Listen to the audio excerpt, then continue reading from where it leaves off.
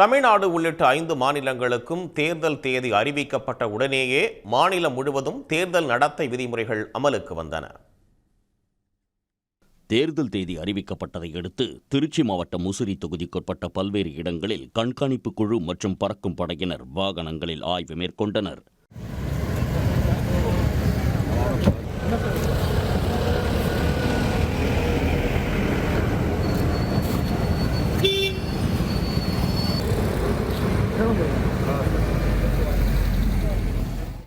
தேர்தல் நடத்தை விதிமுறைகள் நடைமுறைக்கு வந்ததை தொடர்ந்து தஞ்சாவூர் மாவட்டம் திருவிடைமருதூரில் உள்ள உயர்கல்வித்துறை அமைச்சர் கோவி செழியனின் அலுவலகத்திற்கு தேர்தல் அலுவலர்கள் சீல் வைத்தனர்.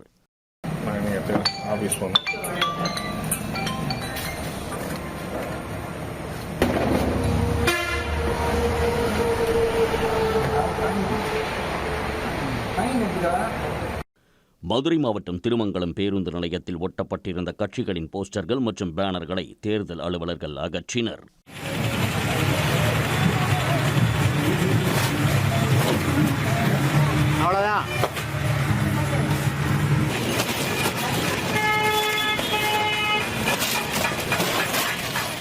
தருமபுரி மாவட்ட ஆட்சியர் அலுவலகத்தில் அரசு திட்டங்கள் குறித்த அறிவிப்புகளில் உள்ள முதல்வர் மற்றும் அமைச்சர்களின் படங்கள் அகற்றப்பட்டன. தொடர்ந்து தருமபுரி அரூர் சட்டமன்ற உறுப்பினர்கள் அலுவலகத்தில் இருந்த மேஜை, நாற்காலிகள், கணினி உள்ளிட்ட பொருட்களை வெளியில் எடுத்துவிட்டு அலுவலகத்தை பூட்டி வருவாய்த்துறை ஊழியர்கள் சீல் வைத்தனர்.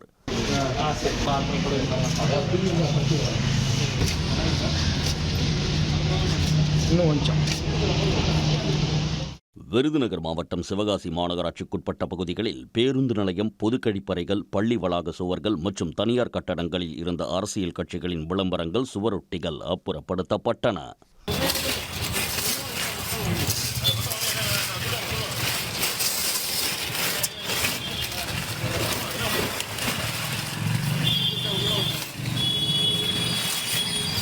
தேர்தல் நடத்தை விதிமுறைகள் அமலுக்கு வந்த நிலையில் சென்னை திருவொற்றியூரில் உள்ள பெரியார், அண்ணா உள்ளிட்ட அரசியல் தலைவர்களின் சிலைகள் துணியை கொண்டு மூடப்பட்டன.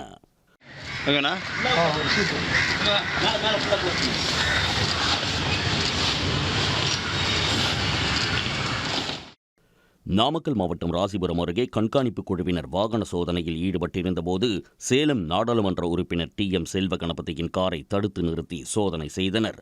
அப்போது பொருட்கள் எதுவும் பிடிபடவில்லை.